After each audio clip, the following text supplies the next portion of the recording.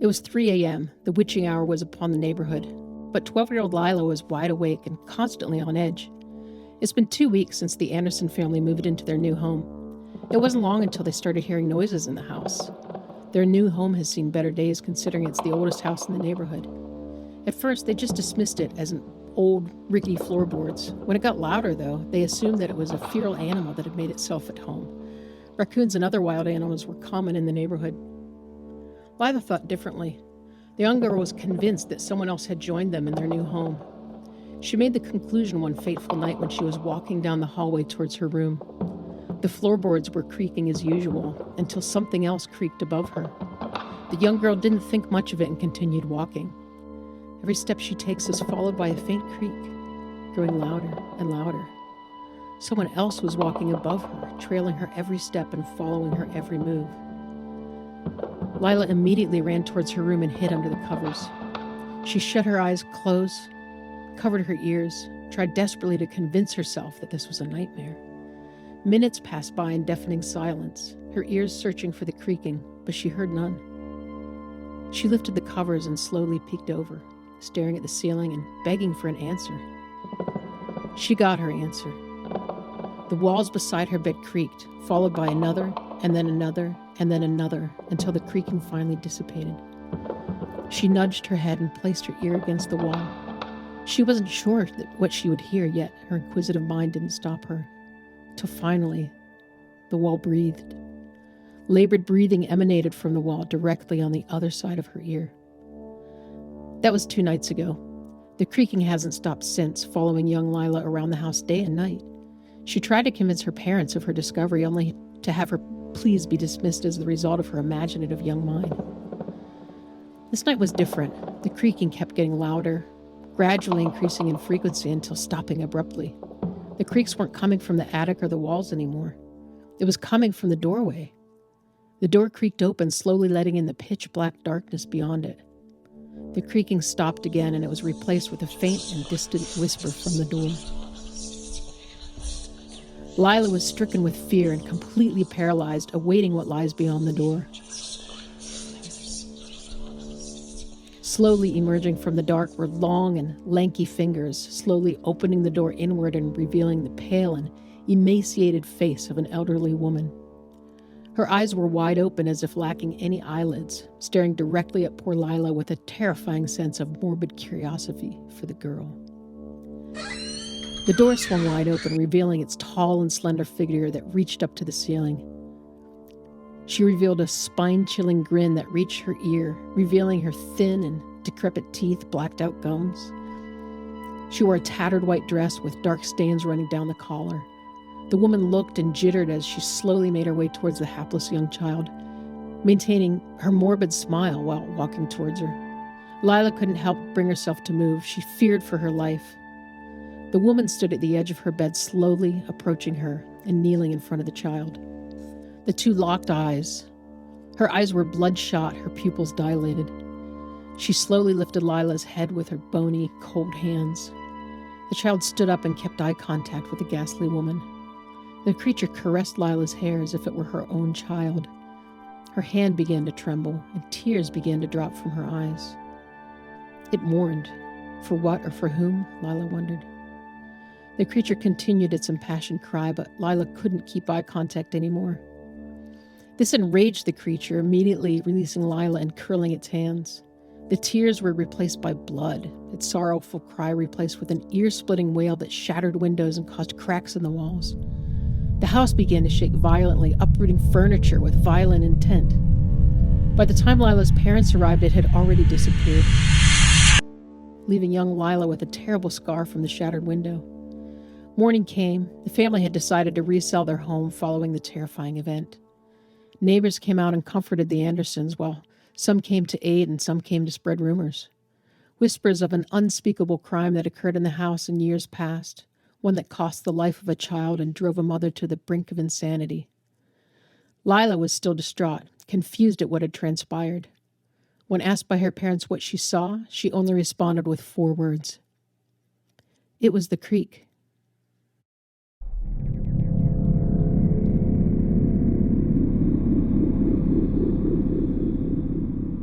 It had been years since Jessica's return to her hometown.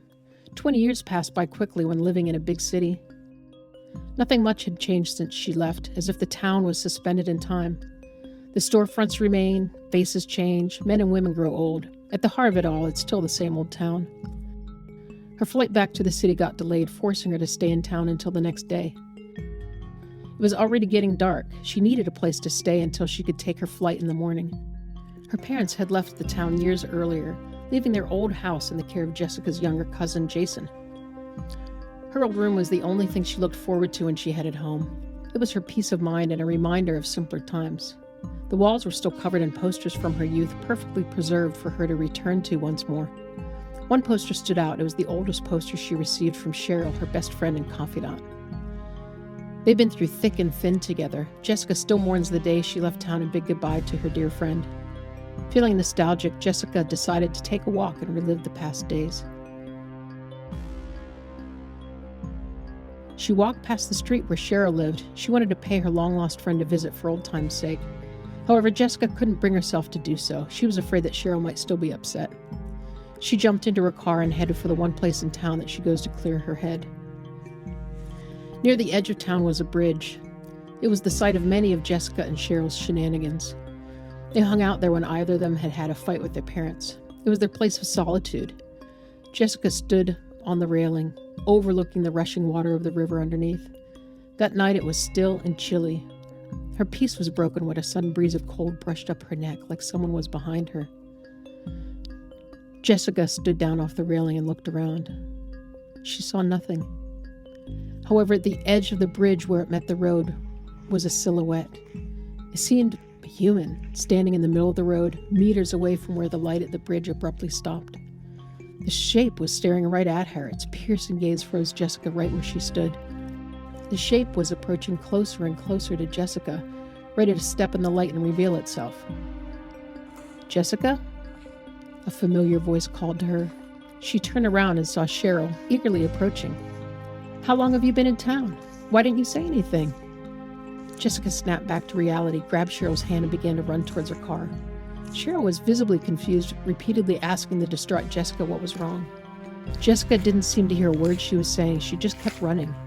The two drove off in a heartbeat. Jessica peered at the rearview mirror, but the shape was long gone. It had vanished the moment Cheryl appeared. They stopped by a nearby bar to compose themselves. "So you want to tell me what you were doing at the edge of the bridge all by yourself?" asked Cheryl. Jessica was still trying to make sense of what happened on the bridge, desperately rationalizing what she witnessed. I just needed to clear my head," said Jessica, her voice trembling still. Cheryl grabbed her hand and looked her in the eye with a still and calming gaze. "Honey, it's going to be all right." The two friends entered the bar to soothe their nerves. The two drank and laughed harder than they had ever for the past 20 years. They bonded for hours, telling past stories, reliving the spirit of their youth. "Why didn't you just knock on my door?" asked Cheryl. "I'm not just going to show up unannounced and ask you if you want to hang out after 20 years, said Jessica. "Why the hell not? You can always come to me, you know that," replied Cheryl. Jessica was dumbstruck at her friend's straightforward response. After all these years, Cheryl still has her back. A few hours passed and the two decided to part. Jessica insisted on driving Cheryl home. Just as she was about to turn and drive up Cheryl's street. "Hey, where are you going? I don't live there anymore." Jessica was confused, yet obliged her friend. Driving up further down the road, up the other side of town, the two arrived at an intersection. "It's been great seeing you again, Jess. Take care of yourself, you hear me?" Jessica was reluctant to let Cheryl out of the car, but she figured she was a grown adult. Jessica asked her if she wanted a companion to help her get home, to which Cheryl politely declined. She hesitated to leave her friend behind. The area was devoid of light for miles.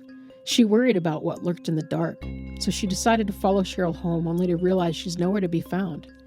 Nothing but trees and darkness looming around her. She called Cheryl's name repeatedly. Jessica felt the cold breeze upon her again. Someone else was with her. She immediately got in the car and left, but she stared in the rearview mirror, hoping to get a glimpse of Cheryl. She didn't recall much from the night before, must have had one too many drinks. Jessica examined her bedroom once more before wishing it goodbye and heading to the airport. Just as she was about to get into her car, she stumbled into another friend from high school, Heather. She caught up with her old friend. Heather was shocked and stunned when she mentioned Cheryl. "Oh my God, Jessica, Cheryl died 15 years ago." Jessica couldn't believe her ears. How could she? She asked Heather to refrain from making such a morbid joke. She insisted profusely that she met and talked with Cheryl. I'm so sorry, Jess, she's gone. The police said that she was last seen at the intersection and way past town. 2 weeks later, she came up, strangled, left in a ditch meters from the intersection. We don't know who did it, but they saw someone in black around that area. Ever since then, we've avoided going out in the dark.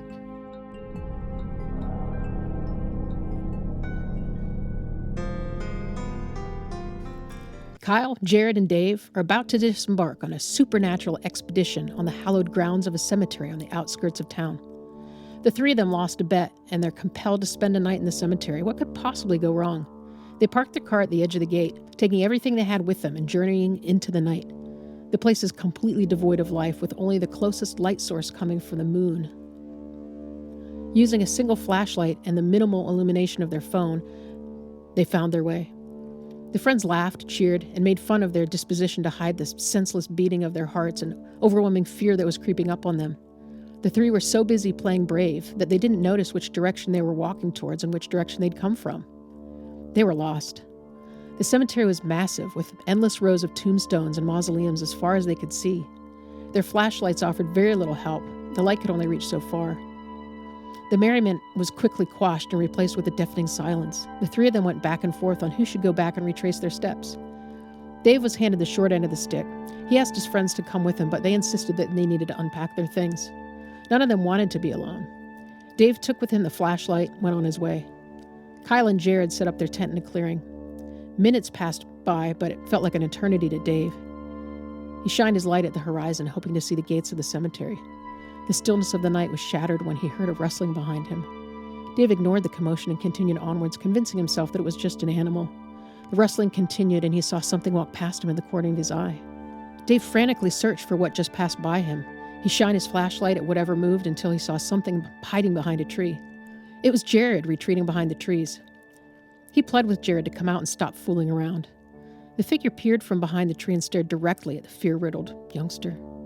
Dave kept pleading Jared's name, asking him to stop and requesting to go home. Dave's flashlight began to fail. The light flickered and dimmed until Dave was covered in darkness. Emerging from the shadows was Jared's silhouette, but something was wrong. His eyes were glowing, illuminated by the moonlight. The figure approached Dave slowly. Dave kept pleading to Jared. The figure's shape began to contort as it approached, arms and legs elongating and bending into impossible positions. Bones cracking, flesh tearing, and animalistic snarling were drowned out by the cries of David, begging whatever was in front of him and calling out Jared's name. Dave's scream pierced Jared and Kyle's ears. Their stomachs churned and their legs turned to jelly. The two froze where they stood, staring at each other and seeking an answer. Jared's voice shrank as he tried to call out Dave. His call was only met with silence. The same silence was replaced by slow rumbling sounds in the distance, followed by a loud roar from their car. The two raced towards the car, but by the time they'd arrived, someone resembling Dave had already taken it. Jared ran as fast as he could and begged Dave to stop and turn around. The car sped off and left Jared on the road. Jared turned to Kyle for his help, only to find him missing. Jared was alone. He called out Dave and Kyle's name, hoping that this was all some elaborate prank orchestrated by the two. The trees rustled behind him. Numerous humanoid figures emerged as he turned his head to the trees behind him. Their eyes glowed, bodies twisted and deformed into unholy shapes as their muscles and bones break down. Alone and helpless, Jared was left at the mercy of the night.